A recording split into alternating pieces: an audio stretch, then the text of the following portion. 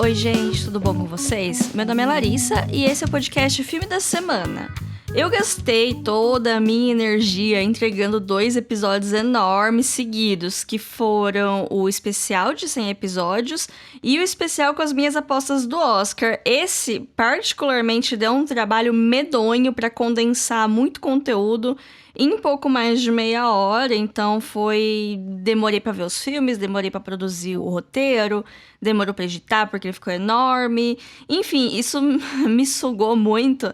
Então, até semana passada, né, teve o episódio com as minhas atualizações de leitura. E nas próximas semanas, aguardem episódios um pouco mais breves, um pouco mais curtos, voltando à origem de menos de 20 minutos, porque é o que tá dando, né? E até porque eu tô inimiga do cinema. Eu não tô conseguindo assistir muita coisa, porque eu vi muita coisa em muito pouco tempo pro Oscar mesmo.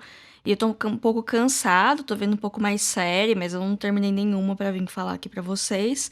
E eu também assisti muitas animações nesse meio tempo, muitas, 3, que são as que eu vou falar hoje. Uma delas fez parte da maratona do Oscar, né? Vocês vão saber daqui a pouco, provavelmente ganhou também.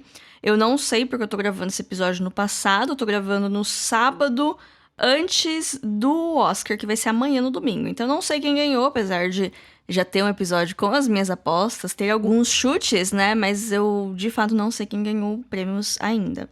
Enfim, vou falar de 3 animações que eu vi recentemente, 2 são lançamento, uma não. Vou começar pela mais antiga. Recentemente assisti pela primeira vez na minha vida O Gigante de Ferro, um filme de 1999. É uma animação tradicional da Warner Animation, que é a divisão que hoje em dia foca mais nos produtos para TV da Warner. E foi o primeiro trabalho na direção do Brad Bird, que ele ganhou fama e prestígio na Pixar, dirigindo Os Incríveis e Ratatouille, por exemplo. O Gigante de Ferro, a história do filme, acontece durante a Guerra Fria, quando um treco cai do espaço. Parece algo mecânico, mas isso causa toda uma comoção do governo de ir atrás, meio secreto, meio espião, meio teoria da conspiração, assim, porque tinha toda aquela paranoia da Guerra Fria, né? Mas enfim, tem esse vilão, que é esse agente do governo, que vai lá investigar, e ao mesmo tempo tem um garotinho, o órfão, órfão de pai, né? Ele mora com a mãe, que ele mora ali nas redondezas, ele vê isso e ele vai investigar até que ele descobre um robozão gigante que tá lá e eles se tornam amigos. Aí tem todo aquele negócio do robozão ele ser grandão e desajeitado, e não saber lidar com as coisas, aí tem aquelas coisas de humor, e tem também toda a parte dele ser gentil, de quebrar essa expectativa que a gente teria com um ser praticamente alienígena. Eu não falo alienígena no sentido de vir do espaço, mas de ser um ser estranho naquela situação, né? E também tem toda a coisa do governo querendo vindo atrás, né? Os agentes pra pegar o robô enquanto ele desenvolve um laço com o garoto. Lembra um pouco muitos outros filmes que tem essa pegada, mas esse filme ele faz de uma maneira tão gostosa, tão bem feita, que apresenta pra gente a situação, os personagens e faz a gente se importar com eles, assim, em pouco menos de 90 minutos. É uma aula de roteiro.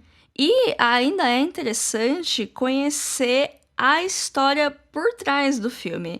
Ele foi baseado num livro de mesmo nome, escrito pelo poeta inglês Ted Hughes.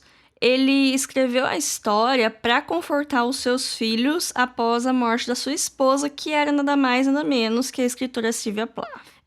Pois é, gente, essa família ela tem um monte de história trágica, né? Quem conhece sabe do que eu tô falando, mas enfim, né? O próprio Brad Bird, ele tava lidando com a morte da irmã dele na época da pré-produção do filme, então tem toda essa questão, né? A concepção da história envolve o luto e a própria narrativa é sobre renovação e sobre as escolhas que a gente faz. Tem até a frase famosa lá, a gente é o que a gente escolhe ser, porque é isso, gente, eu amei esse filme, eu não lembrava de ter assistido ele inteiro, eu achei muito eficiente na mensagem dele, eu achei muito bom, e ainda tem um crush 2D, que é o rapaz lá que ajuda o menino, que ele é um artista e também meio que um pária da comunidade, ele parece muito o Ethan Hawke dos anos 90. Infelizmente, o filme bombou na época, mas a culpa é do próprio estúdio, porque no ano anterior eles lançaram A Espada Mágica, A Lenda de Camelot, que é um filme que eu amava quando era criança, mas que foi um fracasso de crítica e público, só fui descobrir isso mais tarde. Eles estavam com medo de perder dinheiro, então não investiram muito na divulgação do Gigante de Ferro e o filme não conseguiu uma bilheteria boa, até porque você precisa divulgar as coisas pra conseguir retorno, né? Principalmente se seu público é infantil. Mas eles fizeram um trabalho maior promovendo a mídia física e com o tempo o filme ele adquiriu um culto de fãs que permanece forte até hoje. O Gigante de Ferro é um filme excelente, eu recomendo ele para adultos e crianças e ele tá disponível no HBO Max. A segunda dica de hoje, ela faz parte da minha maratona do Oscar. Eu vi muita gente não gostando tanto do filme, então eu fui com expectativas baixas e eu acabei amando ele. Tô falando de Encanto, o lançamento mais recente da Disney Animation, que muito provavelmente vai ser quem levou o Oscar, né? Como eu já falei, tô gravando esse episódio no passado. Mas, apesar de tudo isso, eu não tô torcendo pra ele. Ele tá em terceiro lugar no meu ranking das animações. Em primeiro tá a Família Mitchell, porque é um dos meus filmes favoritos do Oscar desse ano. Em segundo lugar tá Flea, que é incrível. Eu queria que essas duas animações ganhassem, mas provavelmente vai pra Encanto. Assim, teve anos mais injustos, e eu gosto de Encanto, mas eu não queria que ele ganhasse o Oscar, é isso, né? Por mais que ele repita muito da fórmula que a Disney vem usando nos últimos anos, esse filme ele tem um brilho especial. Aqui a gente vai acompanhar a família Madrigal, que vive numa comunidade rural na Colômbia, e cada membro da família recebe um dom, por assim dizer, quando completa 5 anos. Tem uma que ela é super forte, tem outra que tem uma super audição, tem uma outra que faz crescer flores do nada. São muitos níveis de utilidades nesses dons. Todo mundo ama e respeita a matriarca, que é a avó da protagonista, e ela serve como uma espécie de líder para a comunidade, né? Para a família e também para a aldeia que cresceu ali em volta e se sente meio que protegido pela família Madrigal. E a gente tem a nossa protagonista, a Mirabel. Ela tem 15 anos e ela não recebeu nenhum dom quando ela chegou na idade. E isso muda o jeito que a família trata ela. Assim, eles falam que não, mas você percebe que ela é tratada diferente. São coisas muito no micro, assim, sabe? Nas atitudes. Por mais que eles falem, não, a gente também te ama e tal. Mas você percebe nas atitudes que não é bem assim, sabe? Não que eles não amem ela, não é isso que eu quis dizer. Mas que eles tratam ela como uma pessoa diferente, entendeu? As coisas mudam quando o primo mais novo recebe o seu dom, tem toda uma cerimônia pra isso. E nesse dia a Mirabel vê que a casa tá meio rachando e também vê que a avó dela demonstra sinais de cansaço, até por causa da idade, né? Mas o rolê da casa é que aparentemente tudo indica que a casa é a fonte do poder da galera, e tem todo esse negócio também da metáfora e tal. Então as coisas não estão indo bem do jeito que todo mundo acha que tá indo bem, e a Mirabel consegue ver isso, e ela tenta alertar os outros, mas ninguém dá muito ouvido pra ela, então ela vai lá e tenta resolver do jeito dela. Só que ela é um pouco... ela não é muito hábil, sabe? Então ela causa muita confusão no caminho. Encanto, ele é um filme sem um vilão específico e eu amo histórias assim. O vilão acaba sendo as próprias expectativas que nossa família bota nos nossos ombros e os traumas que são passados de mãe para filha, basicamente. O filme, ele é um musical Disney bem tradicional, cheio de música o tempo todo, até para os personagens falarem o que eles estão sentindo, já que ninguém na família ouve eles, né? Esse também é uma questão central. Eu gostei muito do retrato da família latina, onde tá todo mundo feliz no almoço de domingo, mas cheio de mágoa, porque querem agradar todo mundo e não se conversam direito e ficam remoendo as coisas. É muito fácil de se relacionar. Encanto também tem um toque de realismo mágico, que é uma característica muito marcante da literatura latino-americana, onde eventos mágicos, sem muita explicação ou lógica, se mesclam de maneira natural com uma história pé no chão que acontece no mundo real e, na maioria das vezes, critica alguma coisa. 100 Anos de Solidão, do escritor colombiano Gabriel García Márquez, é considerado um exemplo perfeito do gênero. E Encanto se passa na Colômbia, olha que coincidência! Ou será que não? Os países da América Latina, incluindo o Brasil, têm histórias muito parecidas de exploração e de repressão. Então, por mais diferente que sejam as culturas em cada comunidade do continente, existem elementos em comum que tornam essa história familiar pra gente, tá num país diferente como o Brasil. Encanto tá disponível no Disney Plus. A nossa última dica de hoje é o lançamento mais recente da Pixar, que é Red, Crescer é uma Fera. Eu não amo esse subtítulo que colocaram, mas tudo bem. Eu também gostei muito desse filme. Tenho dificuldade de ranquear os filmes que eu trouxe aqui nesse episódio, porque os 3 são de fato muito bons. A gente vai acompanhar a Mei Lee, que é uma garota sino-canadense de 13 anos, que tem uma vida completamente normal para uma adolescente de 13 anos.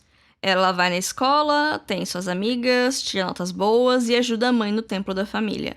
E como todo adolescente, ela tem uma obsessão pela boy band do momento, não sabe lidar com as mudanças que estão acontecendo no seu corpo e mente. Até aí, tudo normal, né?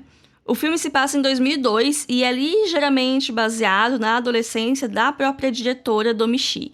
E tem elementos nostálgicos o suficiente para deixar os millennials felizes. Aqui também é outra história sem vilão, onde os conflitos são familiares. Tem muita coisa parecida com Encanto, como, por exemplo, a pressão de ser perfeita aos olhos de nossas mães e como isso tem consequência para o nosso emocional. Um belo dia, né, para dar uma sinopse do filme, a Mei, ela acorda e percebe que virou um panda vermelho. O filme deixa meio no ar, mas tudo indica que isso tem a ver com a primeira menstruação da garota. O panda acaba sendo uma metáfora para a puberdade, mas também para a herança cultural, já que esse evento acontece com todas as mulheres da família, que elas precisam aprender a controlá-lo e eventualmente reprimi-lo. Esse é o grande conflito e rende boas risadas também por toda a fase de ai, ela não sabe o que ela é o panda, e ai, ela é desastrada, e ai, as amigas dela vão descobrir. Então tem toda essa parte do estranhamento que é muito engraçado. Mas ele também tem umas cenas de vergonha alheia extrema, do nível que eu precisei pausar o filme e contar até 3. Teve uma cena que eu cheguei a sentir dor física assim, na minha barriga de tanta vergonha que eu tava sentindo. Eu fico me perguntando se esses adultos nunca foram adolescentes, não sabem como adolescentes se comportam, porque... Ai, ai, né? Eu vi que o filme ele sofreu algumas críticas de parcelas mais conservadoras da sociedade, porque essa galera não tem mais o que fazer ou nenhuma felicidade na vida, né? A crítica foi sobre o filme falar sobre menstruação, sugerir que a personagem está nesse período da vida e até mostrar a mãe indo levar absorvente pra ela. E, gente, pelo amor de Deus, né? A menstruação é uma parte da vida de muitas mulheres que são mães, irmãs e companheiras de outras pessoas que não menstruam, sabe? Então, é muito difícil você, ser humano, se blindar desse assunto completamente. E nada melhor do que um marco da cultura pop para fazer você ter essa conversa com seu filho e filha. Sim, meninos também, eles precisam saber o que é, porque eles vão aprender de um jeito e de outro, então é melhor você, mãe, ter o controle da narrativa para eles não fazerem bullying com a coleguinha na escola que tá com a calça manchada. A minha mãe teve a conversa comigo movida a um grande evento da cultura pop que foi a novela O Clone, em 2002. Tinha toda a parte da Carla Dias, que ela era louca pra usar o véu e ser adulta, e muito ouro, e xalá, e essas coisas. E na história da novela, o pessoal falava que só usava véu depois que, entre aspas, o sangue descesse. Então era isso, falava-se muito disso na novela. Eu não sabia, não tinha ideia do que era isso. Aí um dia minha mãe sentou comigo e meio que explicou assim, mais ou menos, né, do jeito que ela conseguiu. E eu consegui entender. E também depois disso começou a ter aula disso na escola, porque é a idade que as meninas costumam começar a menstruar. E eu demorei muito, então eu vi todas as minhas amigas passando por isso. Quando chegou pra mim, eu estava preparadíssima. Mas eu conheço meninas que acabaram menstruando mais cedo que isso e pessoas que não sabiam o que estava acontecendo. Ainda parece que é um negócio muito fechado pra criança, sabe? O negócio, você tem que sair escondida, esconder o absorvente sair com a mochila pra ir no banheiro trocar absorvente, sabe? Eu não sei como tá hoje em dia, porque eu não tenho muito contato com pessoas muito jovens, mas eu lembro que na minha época era um tormento, sabe? Você tá menstruada na escola. E eu não vou nem tocar no assunto de pobreza menstrual, que é um outro rolê muito sério que precisa ser discutido, mas eu não vou me alongar aqui. Enfim, gente, o que eu quero dizer é que esse filme pode ser muito bom para iniciar essa conversa entre mães e filhas, principalmente até as mais novas, que não têm tanta noção. Você não precisa explicar o processo biológico, você não precisa falar de sexo tão já, só explicar o que tá acontecendo com o corpo dela, o que vai acontecer, o que acontece com você. Porque, que nem eu falei, é muito difícil uma pessoa não ter contato com nenhuma pessoa que menstrua, sabe? Então, faz parte da vida e a gente tem que lidar com isso, por mais desagradável que possa ser em alguns meses, né? Enfim. Red Crescer é uma Fera tá disponível no Disney Plus, foi um lançamento exclusivo. Não chegou aí nos cinemas, o que é uma pena, porque ele é muito bonito visualmente, deve ter ficado muito legal no cinema.